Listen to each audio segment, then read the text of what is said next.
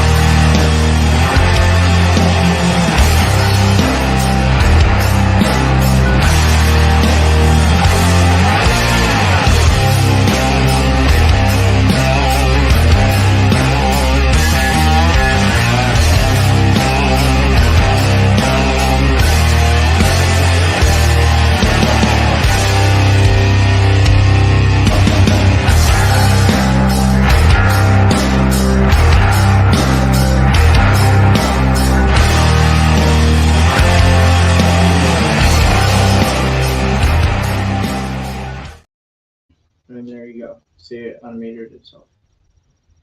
So I guess we're live now. I guess we can start talking. Hey, what's up?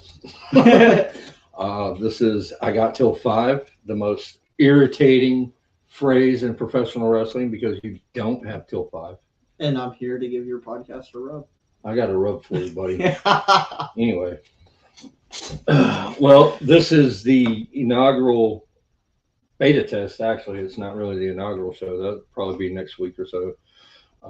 We're just kind of testing out some of the features and making sure that people are can hear us, for one, because we're using all external equipment and stuff like that. So, normally somebody would have a set of headphones and 10,000 wires running. Yeah, I know, right? So luckily, all this stuff is just kind of here. So I can tell you it's picking us up pretty well because it's running the closed captions like spot on. Oh, nice. You got quite the delay on there though, buddy. Yeah. Oh, But it's probably my connection. all right. Well, you're probably going to have to speak up a little bit. Quit being a broody teenager. I'm not even a fucking teenager. I know. Oh, wait, I can't say words like that on Facebook. Nah, well, I mean, do we want to make money off of this? I mean, passive income is always nice. I mean, how much trouble can we get into for actually cussing? Can they ban us? Oh, by the way, we're on YouTube also. Referee Carl Knight, the YouTube channel. I don't, whatever the link is. So basically, we are, like I said, we're just kind of testing things out, testing the waters. Hey, we got 5 people. Someone said, actually my mother said, can hear y'all, but the video quality is low. What? Probably a connection issue. I'm not digging that. I'm not digging that at all. I have to, well, which is exactly why we're doing this. I mean, it sucks that I just paid the. Hey, look, we got 10.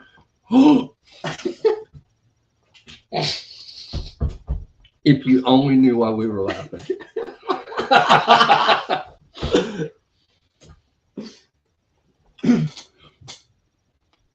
Somebody got a laugh react. Oh, that was me. Oh, was it? Yeah. Okay. So, yeah. So, what do we want to do, Sean? I don't know. We've been sitting here for the last 2 hours. I know, right? We've been trying to figure this out. We've had all kinds of topics. So let's talk about the name.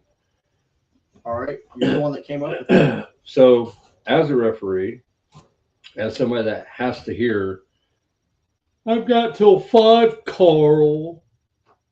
Or Coral. Quarrel. Shout out to Tatum Manning. Dave Sagan. Miss you guys. Hope everything's good up there in Philly.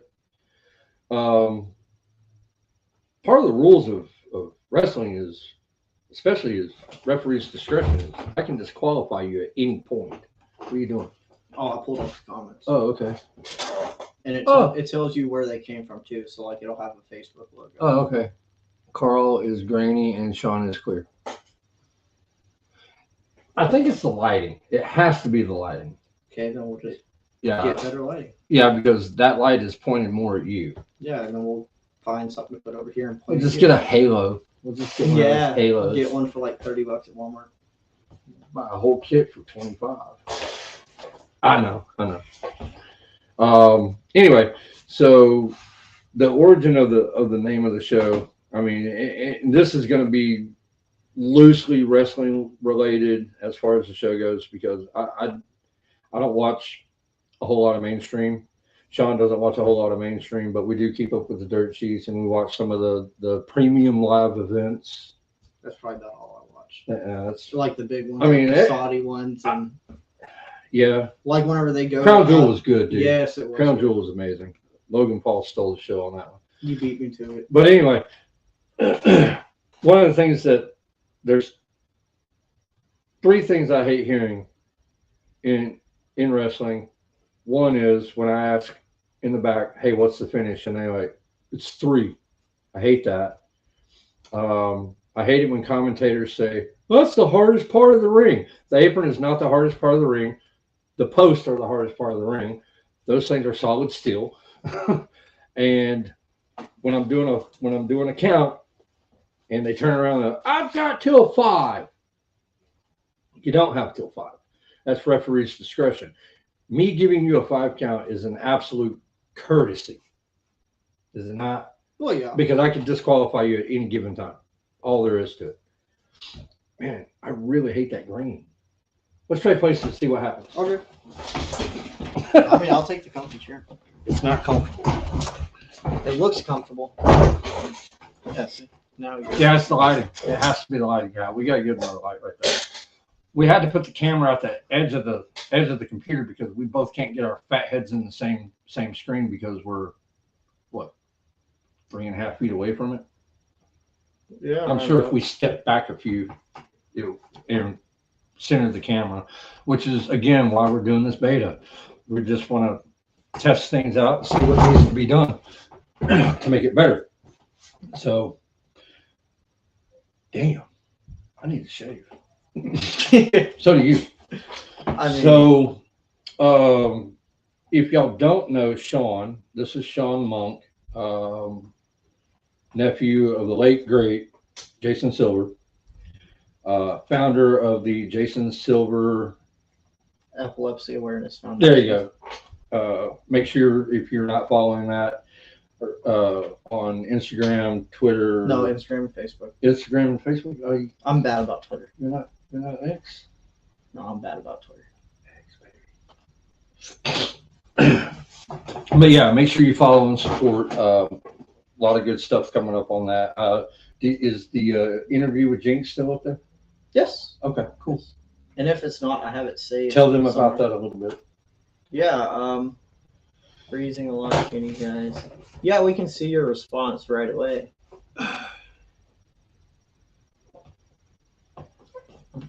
But the interview with Jinx, it was in my opinion a shot in the dark, because the band he plays for, Black Veil Brides, is in my opinion like one of the best bands of the last 15 years. And he also has epilepsy, so I sent him an email to his business email, not expecting anything out of it, honestly. And he got back to me, I think by the end of the day I sent the email, and he was like, yeah, whatever I can do to help. And from there, we built what became that interview, and had some really great personal conversation before it went on. That it? Yeah. Okay. I mean, that's kind of how that came to be. What was that? I don't know. I don't either. Oh, it's my phone telling me, charge your phone. Let's see if I got a charger. Sorry, guys. Like, nope, Damn it, I don't have Carl. a charger. Yes, I know, right? So I guess we could talk about some wrestling. Yeah. I mean, since we're both kind of involved in wrestling. Yeah.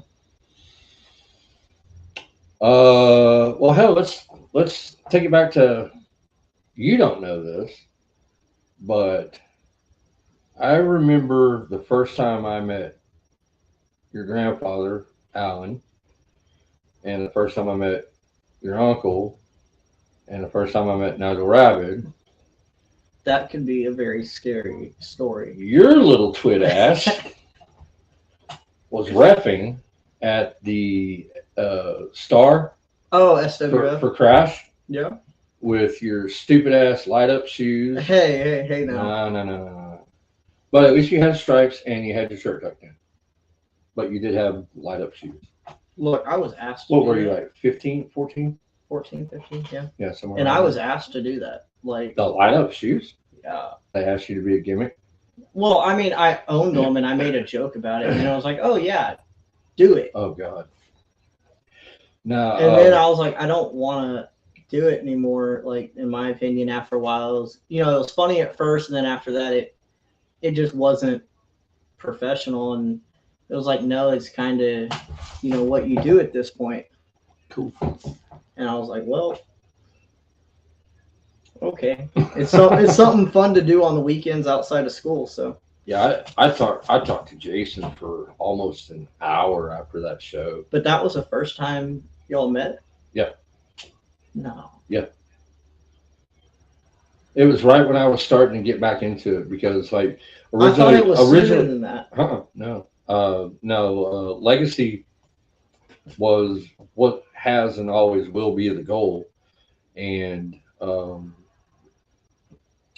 so I was just kind of picking the brains of people, and I'd been talking to your grandfather online because there was the infamous Mosquito Arena show.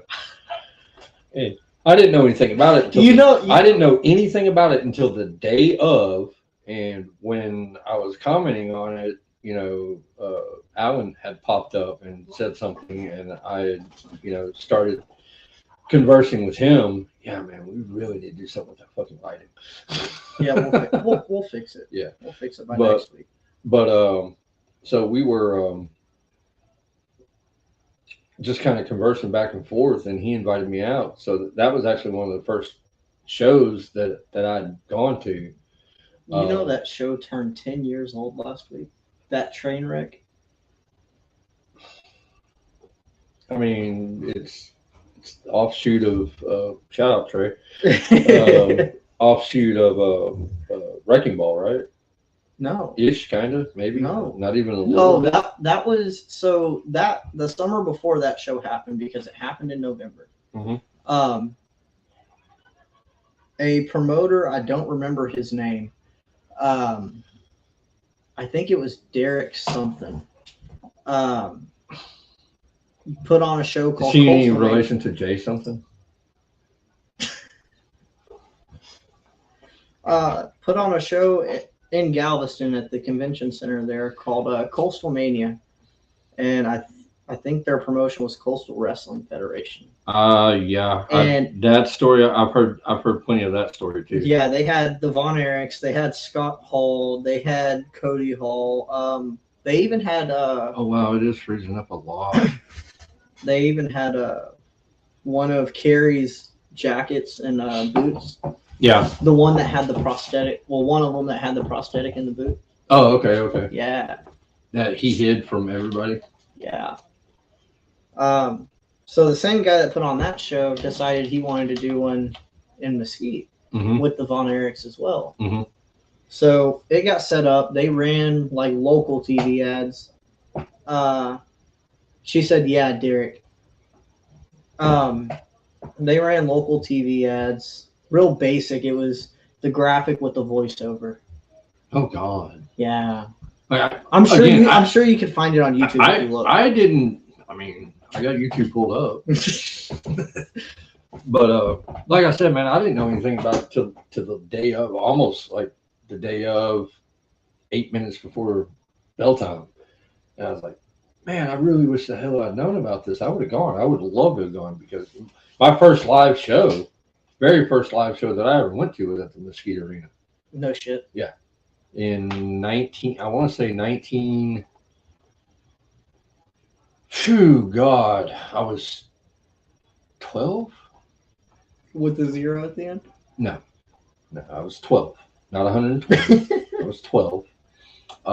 The Simone SWAT team had came in.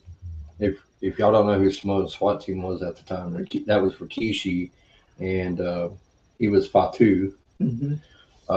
It was Samu and Fatu. But they came into the Mesquite Boys Club and gave out a bunch of tickets. And this show, dude, this was the most random time for a show. It was on a Saturday afternoon in the middle of the summertime. There was no music. There was no, like, they literally walked from the back of the corral all the way up to the ring. And, you know, not too long ago, I say not too long ago, probably about 2 and a half years into it, I got a booking to work a lucha show for Pro Wrestling Revolution out there. Rudy Boy got me that booking, so it was fun. It was a fun experience. That's the night that I got the ever living shit slapped out of me by Silver King. God rest his soul. But yeah, I mean, he hauled off and knocked the shit out of me for no reason, as a baby face. Like, Silver did? Yeah, Silver King just, I mean, I don't know. I guess it's because I was a gringo. But he slapped the piss out of me, and it hurt so bad. But so, I mean, full circle, I actually wanted my first legacy show to be in a rodeo arena of sorts.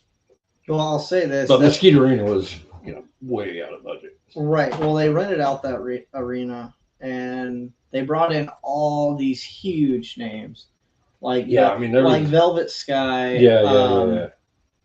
There's a lot of TNA talent. Yeah, a lot of TNA talent. Yeah. But yeah, and then, you know, those that know the rest of the story. Yeah. I mean, none of the local boys got paid. Nope. From what I understand, very few of the big names got paid too. Didn't Kevin have to chase him down for money? I don't think it was Kevin, but I do believe somebody chased him down for money. Somebody, but I know notable had to chase him down for money. Yeah, and I know everybody, including myself, was sitting in the lobby of the hotel right beside it for like 2 hours or something. Yeah, I've heard plenty of stories about that day. So anyway, but yeah, that's how I met your grandfather, and that's how I met Jason. And Nigel just happened to be working that day, and then I ran into Nigel again at Chris Knowlton's, not memorial show, but the benefit show. Yeah. And I had a long talk with Nigel, and like we pretty much connected right off the bat. And I do have to give Nigel props when I was talking to him about wanting to transition into a manager. When I talked to him at that benefit show, he told me that not everybody can do what I can do, and I'm like, nah, I can't be that hard, you know. Bullshit. I tried it. I tried it with horsepower. It got a pop at Global. That's about it. It got a pop down in Waco too. It got a pop. Well, it got a pop down in Waco because we were heels, and I got beat up, and Right. At the second show, not the first show. The first show was the tag match against Squad. Ethan Daniels. Was that the one that I pulled the trailer down there for? Yes, that was where we put the big giant rings on and cut the ropes and turned an 18-foot ring into a 16-foot ring because we're stupid. Not us. I'm stupid. No, Well, actually, the guy that bought the shit, we're not going. I into won't that. name names. We're not going into that. Robert. But yeah, he gave us some 3-inch by, what were they, quarter inch? No, they weren't. No, they were 6-inch by quarter inch. They were this freaking big around, Yeah. and then they turned into ovals after we tightened the ropes. Yeah, I think the first time somebody hit the ropes, like, It just, okay. well, the first, But like, the ropes never lost tightness. the one closest to the entrance, like, you could just see it. Yeah, it was bad. It was a shit show. That ring was an absolute nightmare. But anyway, we're kind of all over the place. But anyway, I talked to Nigel, and like I said, Nigel has probably become one of my most trusted friends in wrestling because I try to hit everything with a soft approach. Yeah. But I also try not to bullshit anybody, and I also try not to pull too many punches. Like, in today's society, you do kind of have to worry about stuff like that. 20 years ago, I wouldn't give two shits about your feelings. I mean, in my opinion, it's kind of the problem now. Yeah. Is people care too much about other people's feelings. But Candy break. But on the note of Nigel, like, one, I think y'all might have a battle coming because you tried to claim me as your son. And, all right. To be fair, you're the son I'm grateful I never had. and he'll probably say the same. Well, see, here's the thing. I call Nigel dad too. He's my wrestling dad also. But what I was getting to was Nigel's just a genuine soul.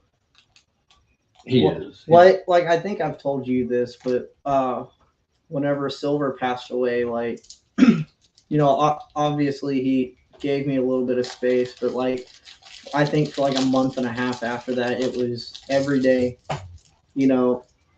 how are you doing? What's going through your head? Is there anything you want to talk about? Mm-hmm. Like, he understood. He's that type of guy. Yeah, he understood the feelings that I was feeling and, was there to talk if I wanted to talk. We're losing viewers, Sean. Well, we went down to 6. Now we're back up to 8 at one point. Okay. At one point, we're at 12, dude. Woohoo! I know. Yeah! That's full house, baby. Standing room only. I mean, it depends on where you go. Right? Yeah, Nigel's one of those guys that once you make that connection, I don't think you can lose it. I mean, you got to fuck up pretty bad to lose it. Oh yeah. So I don't think I've crossed that path yet. Now we don't talk as much as we used to. I loved doing the podcast with him. Yeah. Like when I was doing the call out, God almighty, man, we did a show like 3.5 hours. Well, I did one with Chris, oh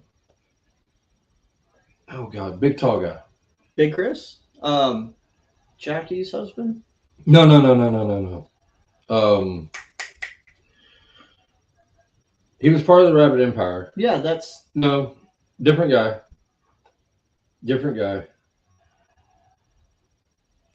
He did the Russian gimmick.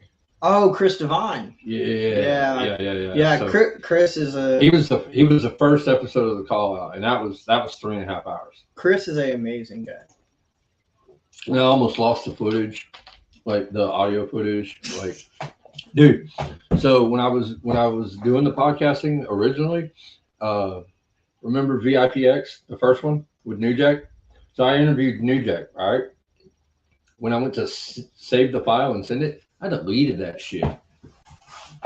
Deleted it. Old people. Technology is my enemy. Like technology is the hill. Yep. I'm the white hot baby face that just can't. You're the white hot green baby face. Yeah, no shit. So yeah, I mean, you know, Nigel, like I said, you know, that day when like I didn't really interact with you. I didn't start interacting with you till about 6 months after that. Yeah. And you've been a pain in my ass ever since. But Although I don't give you a choice most days. no, not really. But some days you don't give me a choice either. No, well, I mean, well, and you know that's why I wanted you to be a part of this because we have such similar paths. Yeah. You know, we both kind of grew up in the wrestling business. I kind of did. You actually did. When I say I kind of did, I was around for a little bit when my stepdad. Most of y'all aren't going to know who he is, but he was Texas Stomper. Excuse me. That's very not radio etiquette. We need a dump button. We need like radio. But so you know, I spent a couple years kind of learning some of the stuff, like you know, doing camera work. I'll tell you a funny story about me not knowing shit about the business while doing camera work. But so you know, but you've literally grown up in the business, like with Alan, yeah, Jason. You know, how long's Alan been rapping? Decades. Yeah. Is he up there with Rick Manning? 40 years. I've been in the business 40 years. I don't know. That's a him question. My God, dude. I love Rick Manning to death. He's probably one of the best mentors I ever had. Him, James Beard. Yeah. Flat out. I love. If you can't learn from those two, you cannot learn. I love both of those guys. Anytime I've ever been in the same building as them, they've always been extremely approachable. Like whenever Rick did that last run at VIP with the Vet Club in Unholy Complex. Mm-hmm. Yeah. I'm laughing because when he retired, he was supposed to have like a 10-minute segment at intermission. Mm-hmm. It went on and on. You were there. Oh yeah, I know what we're talking about. Like almost 40 minutes. Yeah. And I'm like, Lamont's sitting there going, wrap it up, but you know, you want to give the guy his roses, right? You want to give the guy his flowers while they're still here, but you know, it's just one of the funniest things ever because me and Keith are sitting there going, how much? My God, this man can talk. I mean, you just said something that you know I've been saying all year after everything happened. Give a guy his flowers while he's still here. I've noticed, like, you know, not just in the wrestling industry, but like sports and celebrities in general. Like, you know, we don't really acknowledge them or how much we appreciate what they do until they're gone. And everyone's like, oh, I loved his work so much. And it's like, but are we still alive? It says we are. Okay. I'm just froze up. Well, you might have to click on it. Oh. Yeah, see, there you go. Now we've only got 2. It says we got 5. Oh, well, this says 2. Well, it might have 2 there. Oh. And then yeah, 3 it just on depends. Yeah, YouTube, whatever other pages go. Yeah. Oh, your mom shared the video. Thank you. But yeah, I mean, there's too many times where somebody passes away, but you know, everybody starts putting them over. Yeah. Don't wait till they're gone to put them over. I mean, we all want to see our friends succeed. Put them over while they're still here. See, she's looking at it from your profile. Okay. But put them over while they're still here. That's why, like, whenever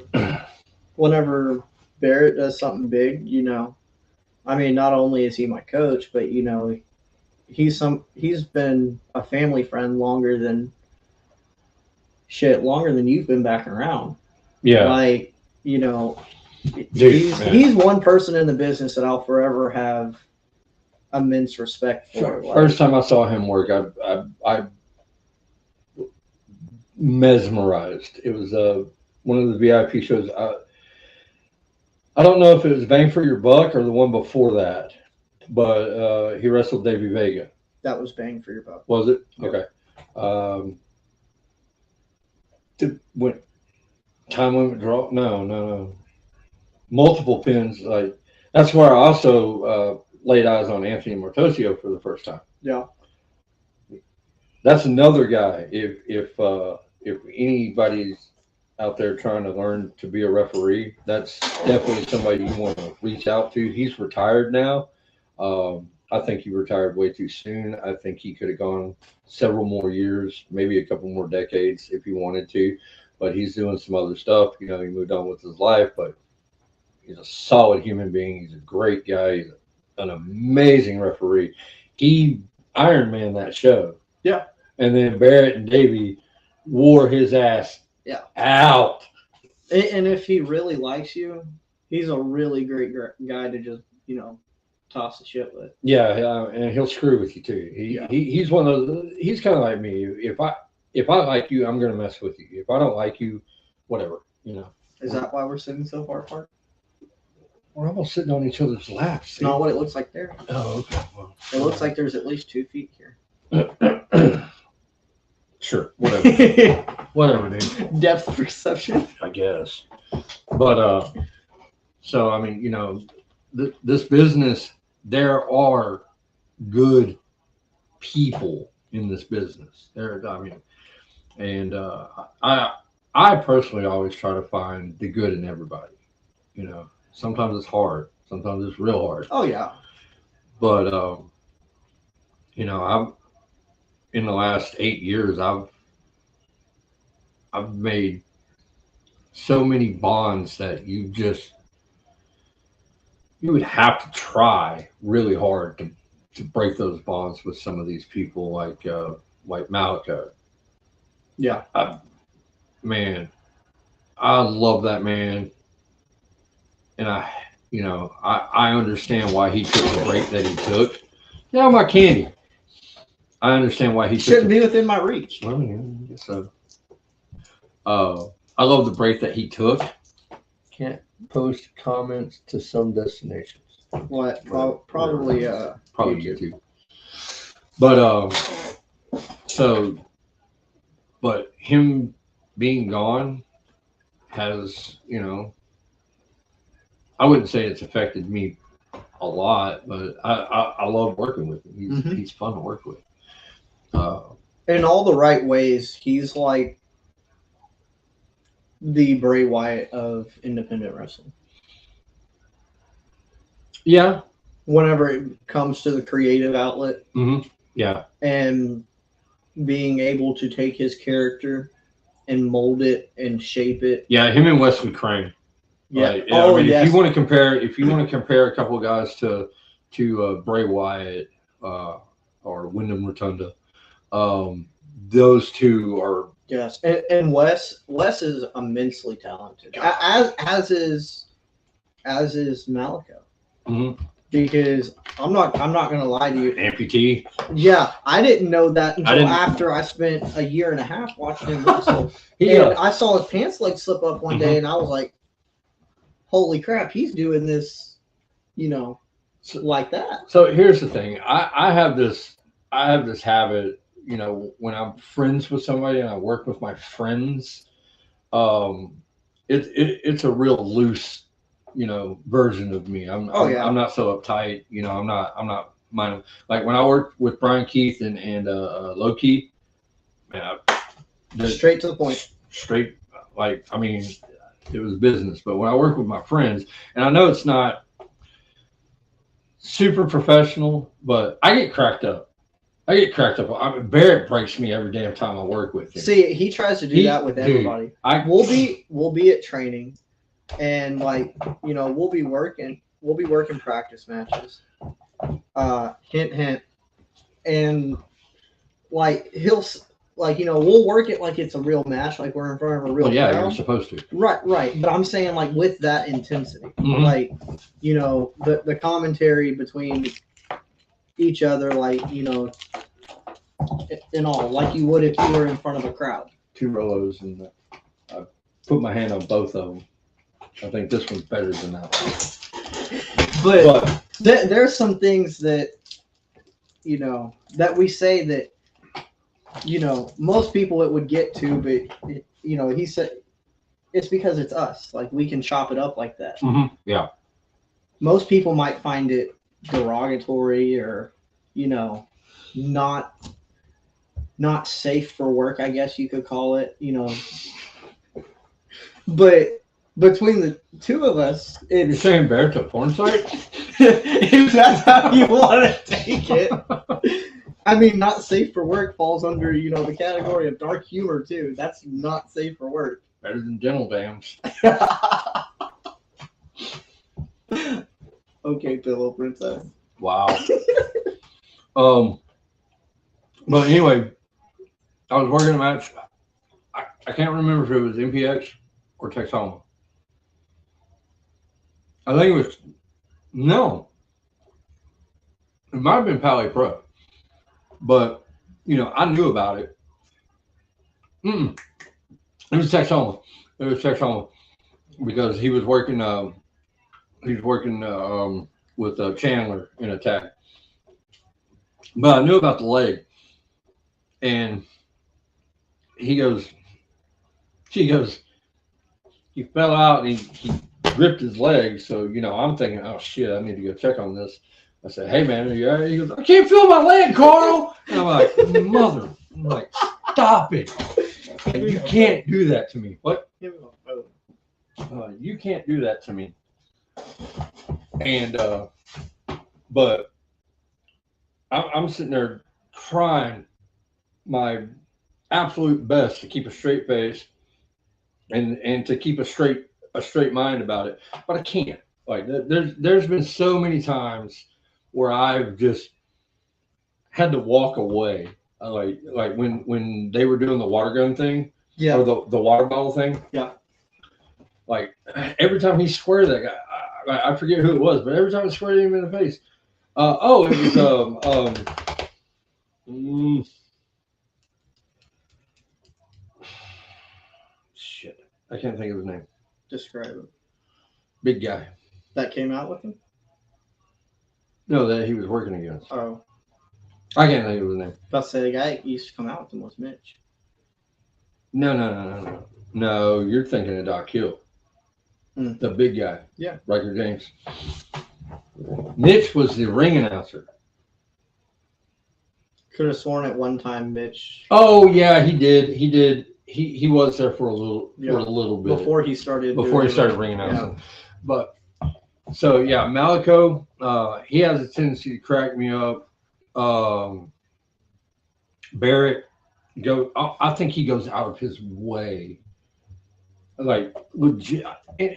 And see, that's the thing, man. When you break up the monotony of it and you actually try to have fun. I mean, that's what we're all there to do, right? The hell is that? I think it's your dog snoring. Oh, wow. I didn't know she snored. But I mean, the others did, but that's what we're all there to do, right? Is have fun. Yeah, but some people just can't do that. I mean, sure, you got to be professionals about Charlie Haas used to. Oh my God, that man.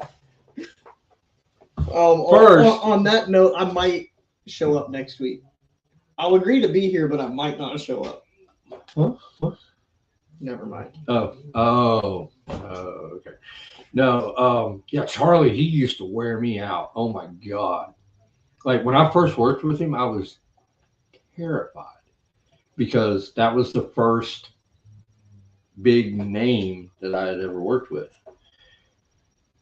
And I think my first match with him, he's like, hey, come in here, what we're going through the match. He says, I want to lay this out for you, and I want to see what you think about it. And I'm like, man, I'm like 3 years in, man. Like, I'm green as fuck. He goes, He goes, still know what you're doing, don't you? I'm like, some would say yes. He goes, and some would say no. He goes, yeah, they say the same shit about me. Oh, okay.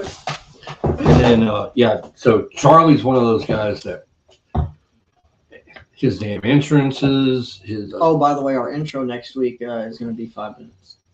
Huh? Why? Because we're going to pay tribute to Charlie Haas next week with the 5-minute intro. Are you going to say the Haas Pain No. 17 fucking times? No. We'll get Nigel to do it. We'll get Nigel to do it. But yeah, so I mean, you know, being able to go out there and just have fun really makes it worth it sometimes. When you know, they always say when you're not having fun, it's time to go. Yeah. There's been a couple of times where I just wasn't having fun anymore, and you know, I've taken a couple of breaks. I've teased, threatened retirement, if you will. Yeah. But, you know, Well, I mean, that's why like right before the pandemic and for a while after the pandemic, like after live events started back up, that's why I stayed away, like just even attending shows, because I quit having fun with it. Dude, before the pandemic, I was rolling, man. I was on fire. Well, I was working for everybody. I mean, I wasn't enjoying even attending it anymore. Like it just started to seem like it wasn't my thing. And then maybe mid last year, it kind of, actually no, it'd have to be before that, because it was whenever, it'd have to be at the beginning of last year, because that's whenever we really started like rolling around together to shows. And Jay Williams thinks I'm on my phone. well, I mean, you kind of. We're using a computer, buddy.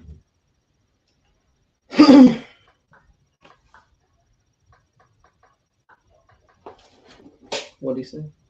He said, always keep your phone on the charger while streaming. Lesson I learned the hard way. Yeah. Oh, because that was 30 minutes ago. Earlier, you mentioned that it was a notification that your phone was needed to be charged. Oh, okay. I guess he tried to put two and two together and got 7. No, But I mean, it wasn't until like we started rolling around and, you know, what some will call paying their dues, you know, setting up rings, just hanging out at shows. That's again. Not paying your dues. That is paying your dues. There is no. There are more ways to pay dues than set up a ring, though. Oh yeah, I mean, there's all kinds of ways. I mean, right, volunteering, helping out. Right, but you know, there's a select few out there that have it as a expectation, not as a, you know, how do I put this, like, without sounding shitty about it? I don't know, Sean. Like we were talking about earlier, doing it because you want to do it, not because you have to do it. Does that make sense? Like whenever I started doing it because I wanted to do it. There's a difference. There's a variation. Like that's what I'm getting at. Like whenever I looked at it from that way and crap like that, like it was great. It was a whole lot different experience than, you know, the way I felt about it before, where I just didn't want anything to do with it. Yeah. And that sucks too. I mean, it really does to get to that point. I mean, I got to that point, maybe not as a with the business as a whole, but with like certain companies that I was working for. Yeah. It was just kind of a beating. You know, it's just like just one of those things where you were putting in the effort, and you know, you found yourself in multiple thankless spots. Yeah. You know, like a referee, thankless position. Camera guy, thankless position. Sound guy, thankless position. Managers, thankless position. Low paid position. Well, that's like whenever I did social media. Yeah, I mean, you know, for MPX under the previous ownership. right. It was, you know, like I started out doing it because, you know, I somewhat knew what I was doing with social media compared to the crew that they had then. I mean, the crew that they have now for all that is far more talented than Oh yeah. But it became an expectation. I wasn't getting paid for it, and it consumed 3/4 of my Saturday. That's one of the reasons why I stopped doing podcasting. Outside of the fact that I was getting a lot of bookings at the time. Right. Like I was starting to move up in the ranks of being, you know, somebody that was wanted at the show, not just call Carl, you know. Right. At first it was call Carl, and then it was like, is Carl coming? And that's a humbling experience to be that guy, right. You know, to have that type of respect and that type of rapport. Yeah, exactly. And it's just, to me, you know, I got accused of putting myself over a lot, and we've talked about this a million times. Damn it, Carl! At no time. Drop down in the comments. Damn it, Carl. Yeah. All three of you. And we'll get back up there. Damn it, Sean. We'll get back up there. Yeah. Well. Okay, it's a beta test.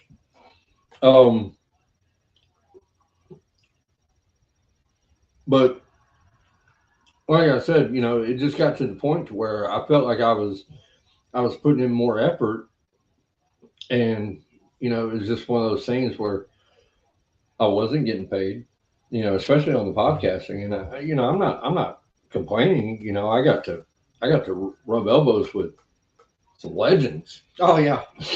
Oh yeah. So, honestly, that's so far. Yeah, I mean, you know, being able to sit down and interview Jake Roberts, becoming friends with Keith Lee and Shane Taylor, and I wouldn't say that I became friends with, but you know, Sammy Guevara, you know, these guys have moved on into right bigger roles, and you know, bigger venues and bigger shows and bigger money, and you know, I was on the ground floor of some of that, so you know, it's pretty cool to be involved in that. So I'm grateful for those opportunities, but you know, when I was working, you know, 40, 50 hours a week at my shoot job, and then I was coming home every single night doing something. Right. At one point, I was running MPX radio, members only, but I wasn't doing members only weekly. That was monthly, wasn't it?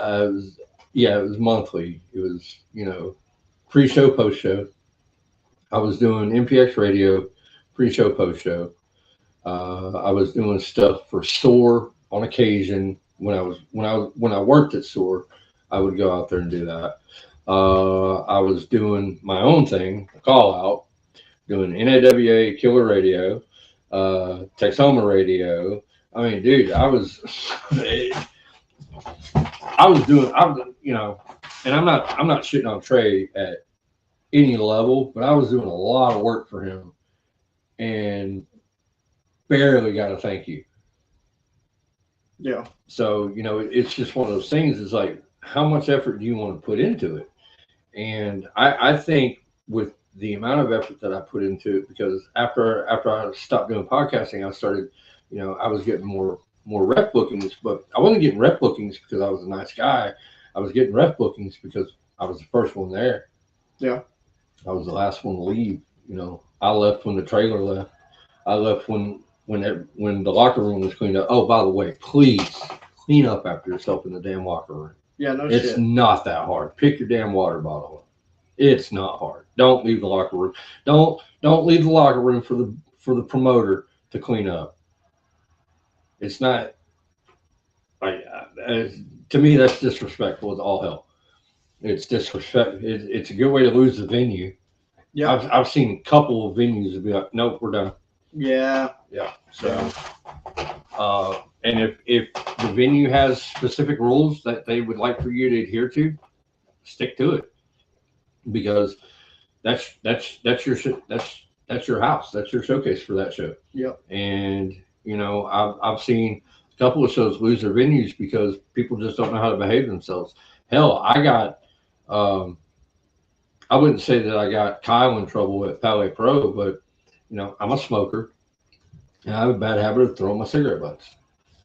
I have a horrible habit of doing that. And Shame on you. Kyle came up to me one day at a show and he says, "Hey, do me a favor. If you're gonna smoke, go smoke out at your car. They prefer you not smoke on the property at all, but go smoke in your car and don't throw your cigarette butts on the ground." Sounds like a fair deal.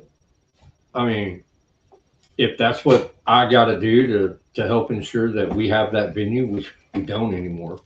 Speaking of Palais Pro, January 6th, I don't have the first clue where it's at, but January 6th, find Palais Pro on Facebook, and that'll tell you. Good stuff. Real good stuff. You can jump on Title Match and see all their content, all their shows. But yeah, so you work hard to put yourself in a position that you want to be in.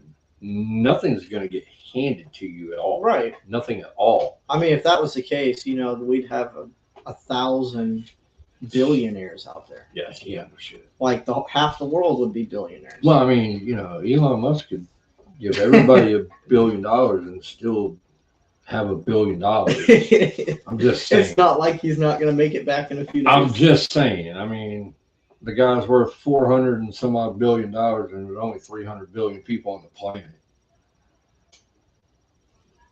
Just saying. Call me. Maybe we should put this on Twitter. I don't know about all that, man. Twitter's a bad spot for me. So I mean, you get what you put into it. There's a lot of guys that, and I'm not knocking anybody for it, but there's a lot of guys that show up, do their shit, get their money, and go home.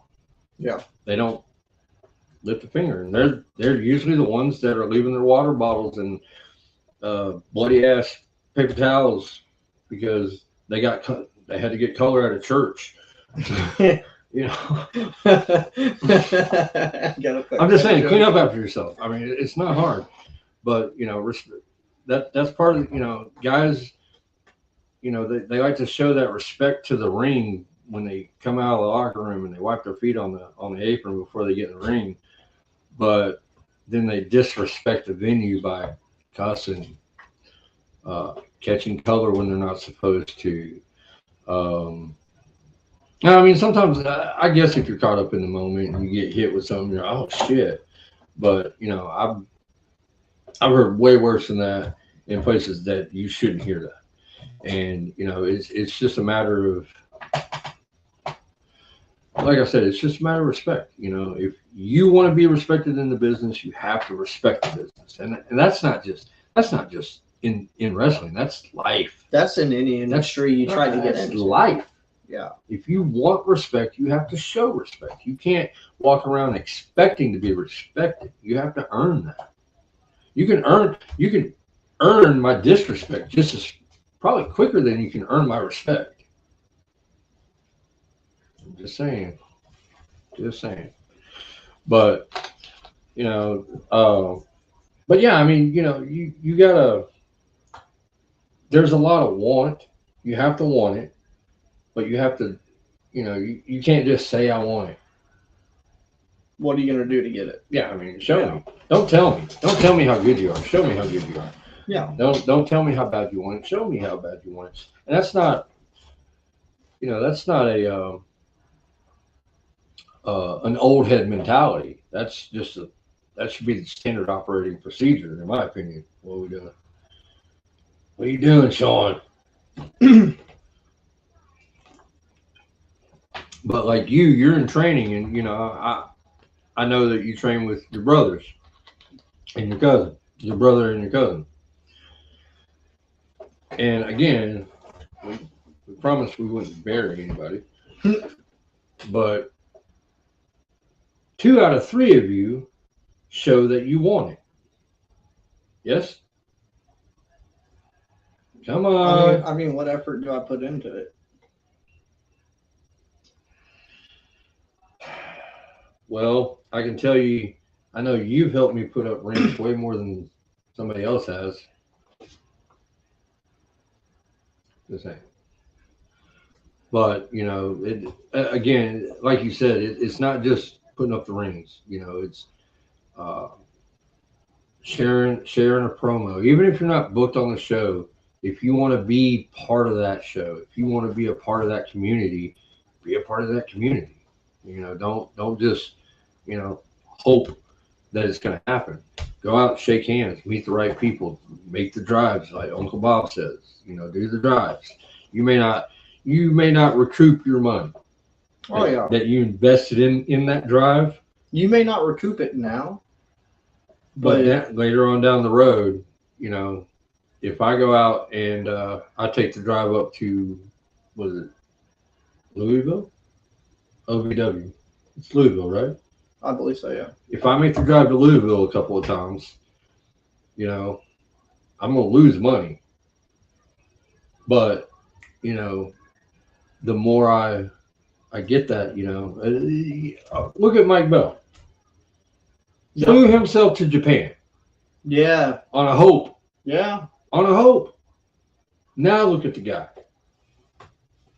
He's all over the place. He's doing shit that I wish the hell I could have done. Well, if you would have tried to get in 200 years earlier. But the thing about it is you have to be able to make sure that you can put in that dedication. Like me being able to go to Japan wasn't in the cards for me. Me being able to go up to New York, it wasn't in the cards for me. Everybody says, "Oh, you got to get out of your bubble." Well, I like my bubble. I like my Dallas bubble. And there's I like my North Texas bubble. I've literally worked in every promotion in North Texas. And there's some people that defunct or still going. I've worked for every promotion in North Texas with the exception of one, APW.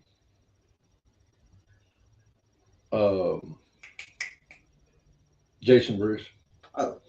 Devin Storm. Yeah. I've literally worked for everybody but APW. And they're not really, I wouldn't even call them, I mean, they're North Texas, but they're far way on the other side of the Metroplex. Yeah. I mean, hell, I work for TOP. I work for Tim Dodson. Yeah. And I killed it. But, there's some people that are okay with staying in that bubble and being where they're at. But if you have goals like to go to Japan or to go to WWE or Impact or, wherever, you've got to get out of that bubble. You've got to make sacrifices and you got to put in dedication. Well, here's the thing about that. You got to build if you want to be comfortable in the bubble, I mean, if you're comfortable with your bubble, you can't bitch about, well, nobody's using me. I don't have the right eyes on me and stuff like that. That's on you. Yeah. If you're comfortable working in DFW and popping up on title match in hopes that somebody might see, these big promoters, the guys that like MLW and AEW and stuff like that, they're not watching title match looking for the next guy. No. They're waiting on you to come to them. They're not coming to you. You got to come to them. They're looking for whatever guy already has a brand, already has a following, because if they bring somebody that has no brand, no following, they're going to get many more viewers than what they already have. Right. But if they bring somebody that has a brand, a following, and, a crap ton of fans, they're bringing a crap ton more people to watch their weekly product. Yeah. Well, I mean, like, look at Fuego. Yeah. I've watched him since he was like 14 years old. Ninja Mac. Yeah. I worked with him at the second, maybe third Indie Wrestling Expo show. And since then, he was Houston based. Yeah. He was coming up to Dallas every now and then, to work the indie shows. And next thing you know, he's working in Noah. Yeah. He's working on major pay-per-views. So I mean, Brendan's a good guy too. He's a solid guy. He's a great talent. Keeps it fresh. He's not stagnant. Doesn't use the same repetitive movesets. He's fun to work with. That's Just like Fuego. Fuego is fun to work with. Yeah. He's a hell of a guy. I mean, I worked the very first match I ever worked with Fuego was at that CWP down in Mineral Wells. No longer exists anymore. Thank God. But it was a triple threat. It was Fuego, Kenny Steele, and Ace. Mr. 245, little skinny guy. Oh yeah, Hate Crown. yeah. It was a fun match, and it was like maybe my that guy. fourth match. Who? Ace? Yeah. He does like some managerial type stuff at WAW and DreamCon Okay. down in Waco. Okay. I'd like to see him back at HOT, but that's not my call, even though I am the general manager. Well, but you know, it's just if you want something, sometimes you have to go get it. Like if I want a hamburger right now, I'm gonna get my ass up and I'm gonna go get a hamburger one way or another. I go into the kitchen and make it myself, or I get in the car and I roll out to McDonald's. Yep. But I can't sit here and say, man, I really want a hamburger, and then hope that hamburger shows up. That's not how it works. I mean, if you're hungry, you got. Hey man, if you're hungry, you got to eat. But the food's not going to come to you. Right. The food has never came to you. The opportunities are never, ever, ever going to come to you. Right. Very rarely, the opportunities come to you. So, do we have enough people? We got 8 people. I feel like I need this to be on a different platform. I mean, it's only the beta test, so. Yeah, no. I'm talking about the stream. Oh. I want it to be on my thing. Chris 6 says, consider the test passed, maybe a D+, but D's equal degrees. Dexter says, get a backdrop. Yeah, I mean, all that stuff's coming. We're just working on it. Hey, Chris is right. What? He's got the right thought process. Thank you. I think the problem is Sean just always looks good. Okay. What do you think? I know her lungs. You are the kid. What? Okay. Constant flux. I don't know what that means. Amount of times that I lost footage. Good footage. Man, yeah, this is on my page. Crap. Why are we not getting these comments? I know, right? Adam Chavez. What's up, dude? I'm happy for you guys. We're all working together to make the industry better. Sorry, guys. I'm just kind of reading. Any chance you guys could watch and do a live reaction? It's less than 2 minutes long.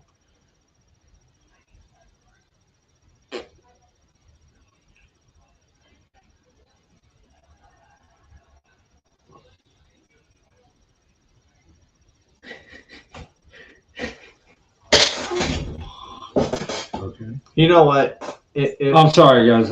You can't remember at all. What the hell are you talking about? Okay, Carl. Did I do it right? I love that guy. That's another one, Frankie. We've got to have him on.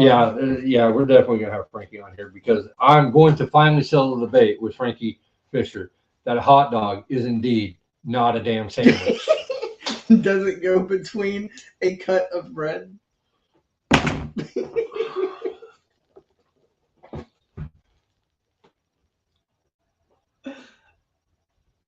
No, it goes in a bun. And what is a bun made of? Bread. And is there a cut? Huh? What? Is there a cut? It's split. How do you split something, Carl?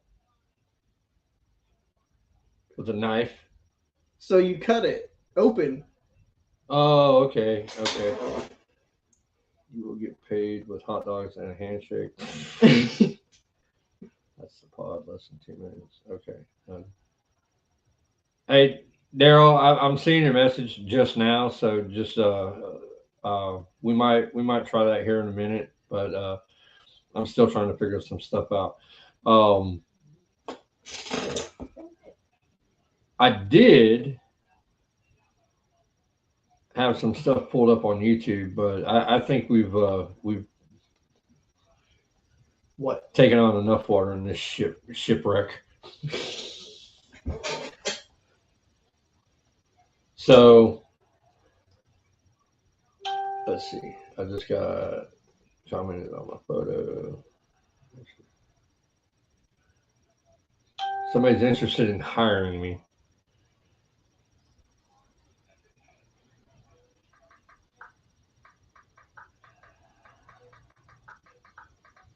Sorry. Damn, Carl, so rude to our viewers. I know, right? Well, why don't you fill some time? Fill some time with what? I've been feeling most of this time. Oh my keeping you God, talking. whatever, dude. Whatever. Anyway, so yeah, so it looks like we've got some lighting issues that we need to take care of because that picture is, oof, man. And I still look good.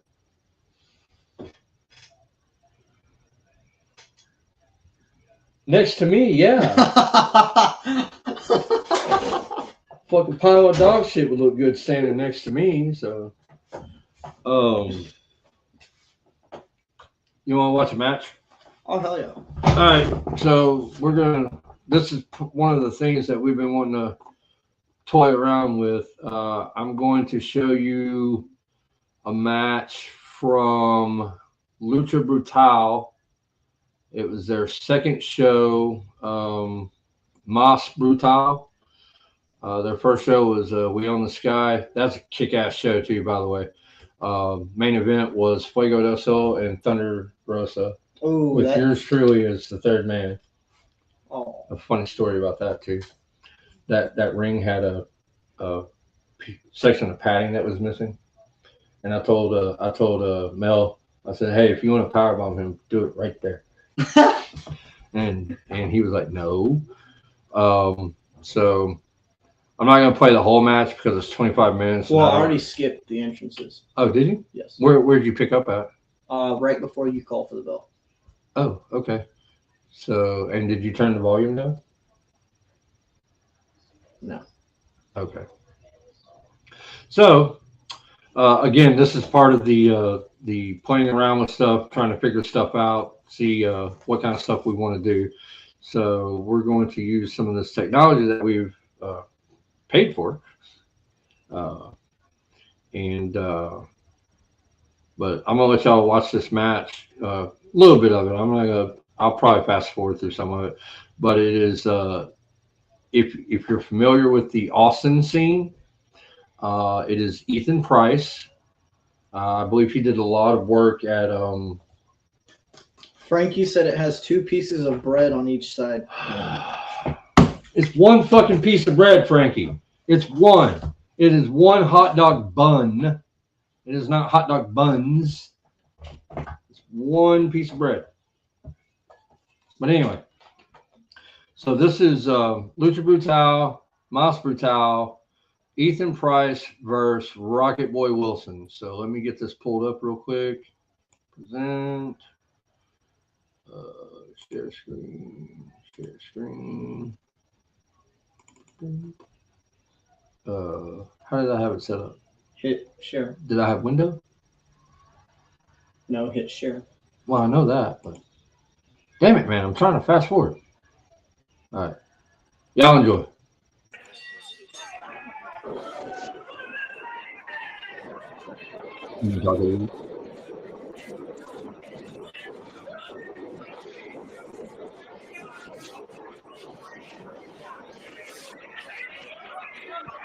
No, okay.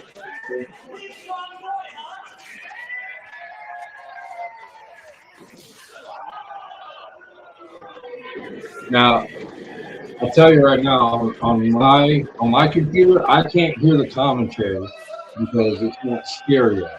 You have to have headphones or some type of stereo set up for the commentary. But the commentators for this match are Iman Patton, Okay. and they keep them out. So, the commentary is amazing. Yeah. So, but yeah, I mean, JT is like, yeah, the guy shit gold. I don't know about that.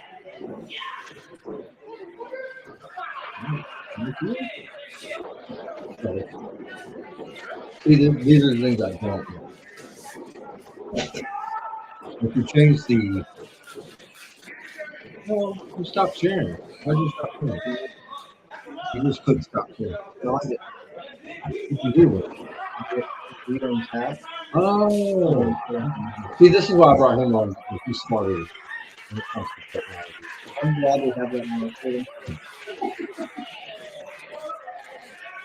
So Rocket Boy Wilson is he's either out of LA or what? Atlanta. We'll discuss it. Okay. We'll discuss it after this. Yeah, if you're familiar with the Central Texas team, the Super Indy Central Texas team down in Austin, Ethan Price was a mainstay down in East Fire. He was a fictional boy, and I love working with this guy. I miss that he's in this area.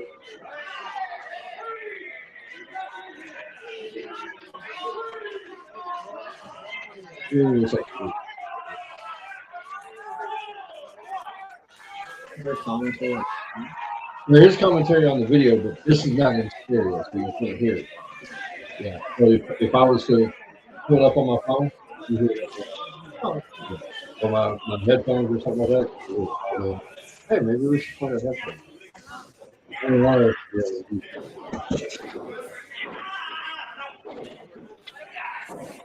but yeah, I mean, I think you should turn the volume off. Frankie, can you hear the commentary?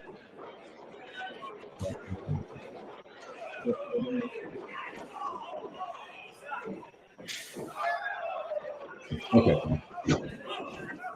But you can't hear the commentary. It may only turn off. You're turning off the speakers. Not the audio on the Okay, so there was feedback.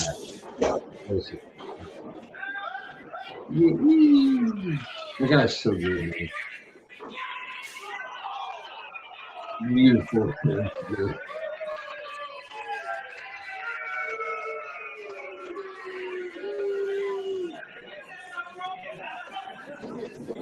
Listen.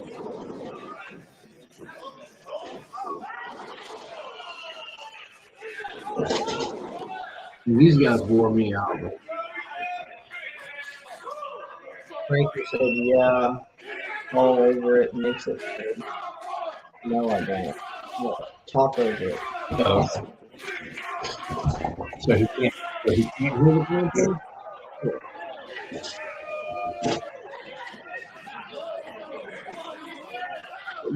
Just like the nose and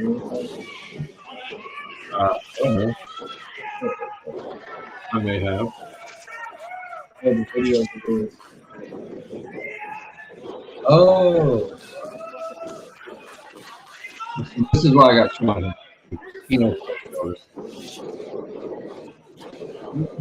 Oh, there it is. Is that better? Is that better, Frankie?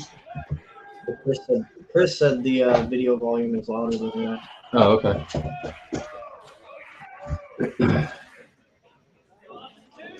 Beat the shit out of him. Man, I did a commentary spot at Texoma, Red River, their inaugural show, and Matt Ock was working Red Chambers. Walk. Kicked his back through his,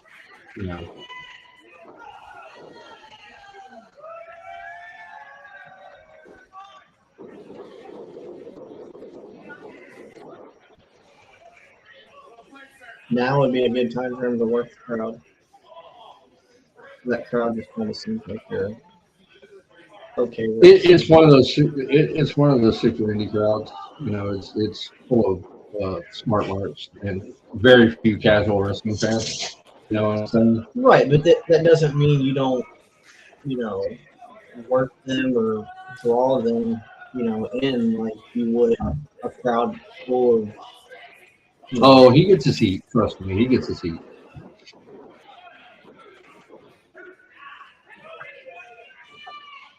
I had white wrist tape on for some reason. This is, when was the date? What you said? Oh, 19. It says 8/1/19. That's first 2019. What was going on with this? Apparently, it's meant. I just assaulted a minor. I'm not a fucking minor. Oh.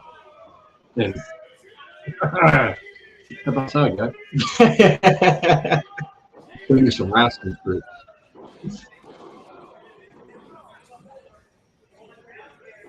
See, personally, right there, that's too much wasted movement. That's corny. Yes, it's English. So is he trying to make his spine come out of his chest? Fuck your back. Clear your back. Or your neck. Okay. Not gonna check on him? There's a little cheapie. I did. I literally checked on him. I didn't see it, so Okay. Well, I've talked about your views on Christianity then.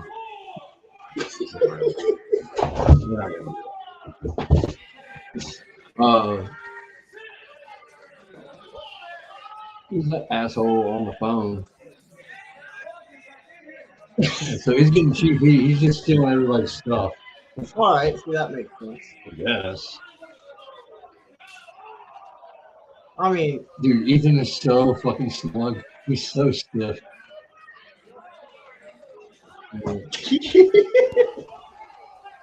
Everyone is a minor as well. Moses in the river. Moses in the river. Bro, Frankie, my first match was Jesus Christ and Ric Flair. It was at the Roman Coliseum.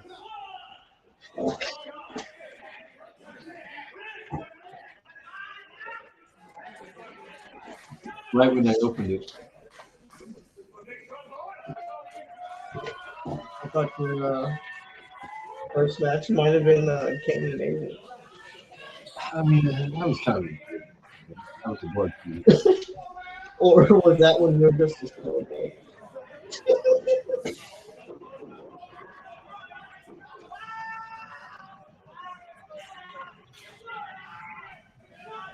See, right here.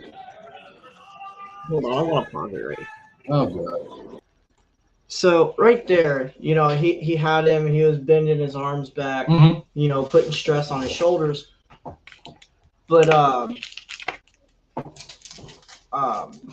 Rocket Boy, from the angle of the camera, it didn't look like he was, actually putting effort trying to. Well, I mean, Ethan's a pretty stiff guy, stout. But I mean visually. Yeah. Like for the visual of it. And that's the problem with the camera angle. Certain camera angles could really screw up a spot. Right. All right. Can we play again? Yeah, go back to the tab up there. Where? Here? Right there. Yep. Hit play. No. Now go back to the node. Okay. You want to teach me how to do this stuff? I'm teaching you how to read, apparently. I can't see. I'm blind. Nice clothesline. So I need to leave the blind lariat. Technology. That was a lariat. That wasn't a clothesline. You know what the difference between a lariat and a clothesline is? Always true.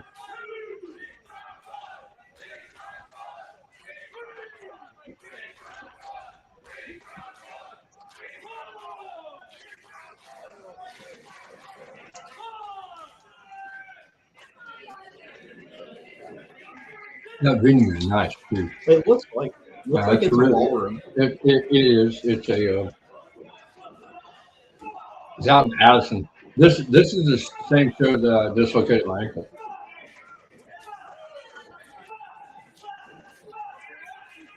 After the show, we were loading the trailer up. and I stepped off. Mhm. I went to the back of the trailer. Oh, you were telling me about this Yeah. the other day. Yeah, I just looked at my ankle. Chris Cruz was there. He held me. Chris Cruz held me while I was in pain. I'll never forget that man for that. God, that was.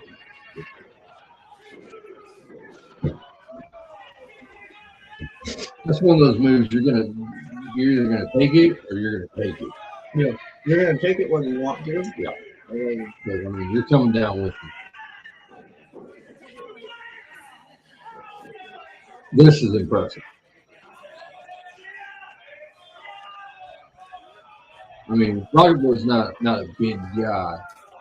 but from what it looked like he deadlifted him off He did. the mat. He does later on. He actually does do that. He does do a deadlift tournament. Ooh, that was nice. I'll tell you, the guy that impressed me was Kurt Stallion when he had just won the Future of Honor tournament. Yeah. And he worked Shane Taylor at VIP, and he squatted Shane Taylor. Yeah. It was only once, but he got him up. That's all you got to do is one time. He got him up. He impressed the shit out of everybody. Oh, Frankie's leaving. Send me some dates. All right. Hey, Big Will's watching.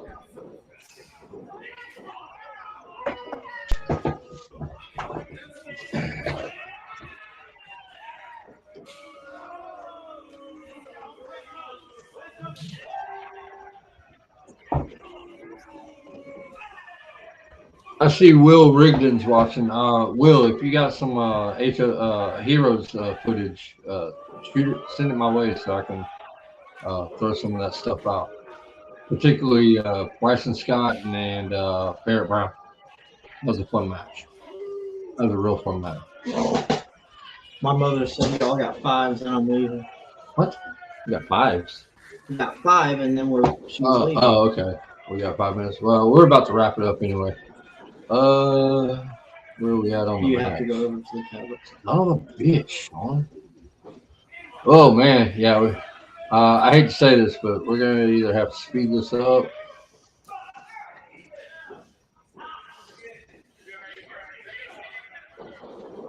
Yeah, let's kind of pick up the pace a little bit. Nice transition into the roll up. Could have been cleaner, but they tried to murder me on this one. I'm not a big fan of those multiple pinning combinations. Nice super kick.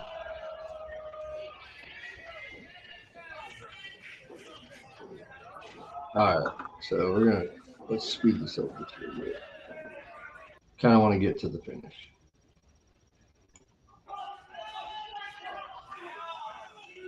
Sorry guys, we got like 7 minutes, and then we're gonna wrap this up. The goal is to run 90 minutes. I just, like I said, I wanted to play around with the videos and the video sharing and stuff like that, so we could kind of get a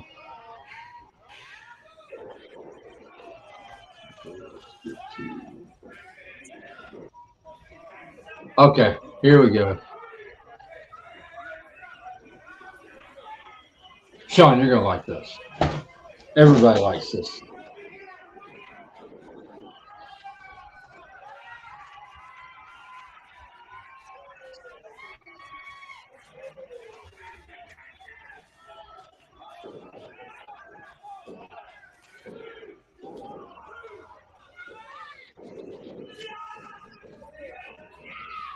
Down goes Frazier. or typical. There Dude, goes Carl. He legit, like, damn. He like, Yeah, but when I got kicked, dude, that was all foot. I got knocked out. Like legit, he rung my bell. Like legit. You're still Bill up there? No, it's all rusty. That was 2.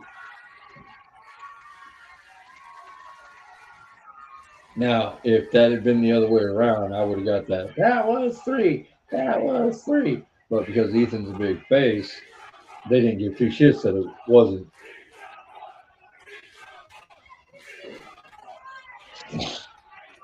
The finish on this match is amazing.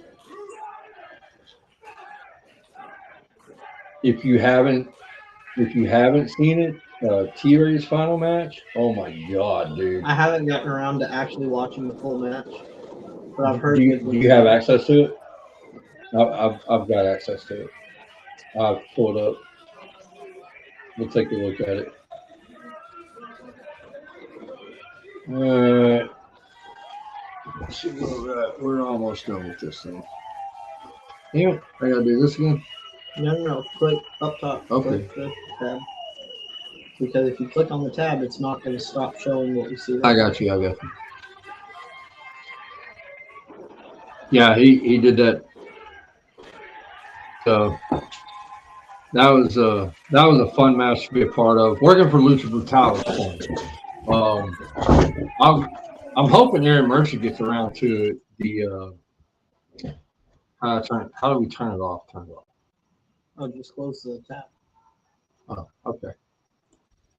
So yeah, Lucha Brutal was real fun. They were actually supposed to do a show earlier this month, but they had it's November, right? Yeah, yeah. They were supposed to do a show in November, but they had to cancel. The venue canceled because of the weather and stuff. It was that first weekend in November. But I'm really hoping that Aaron Mercer, if you're not following him on Twitch, my God, you're missing some good stuff.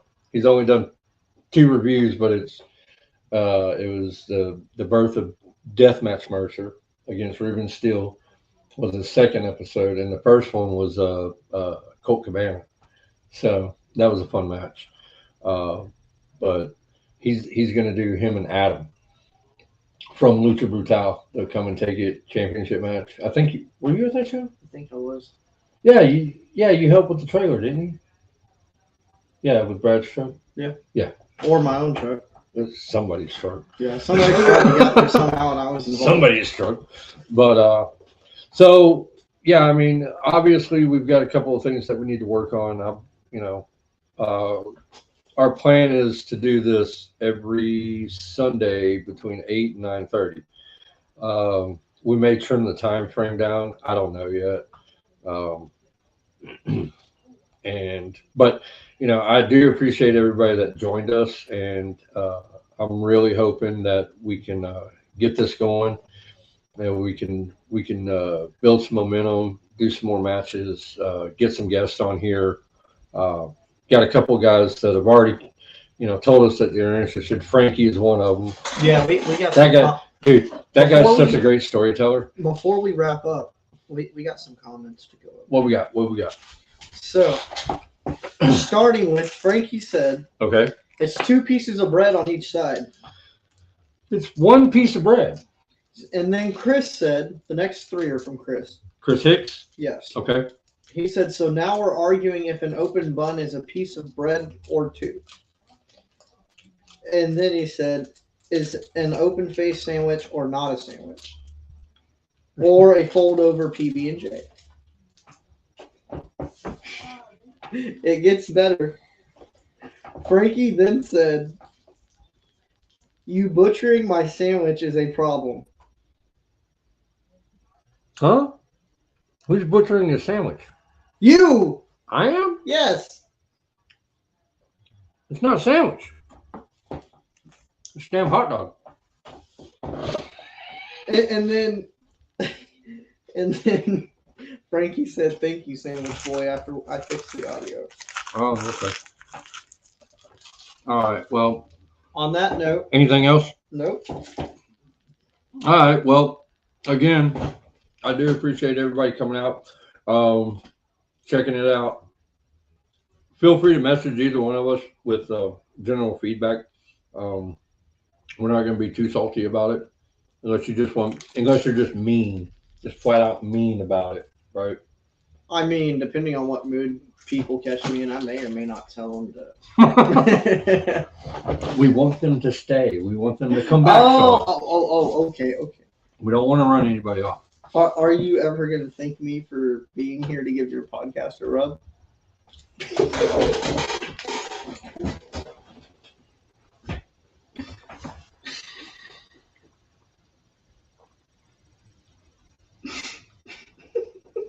Good night, guys.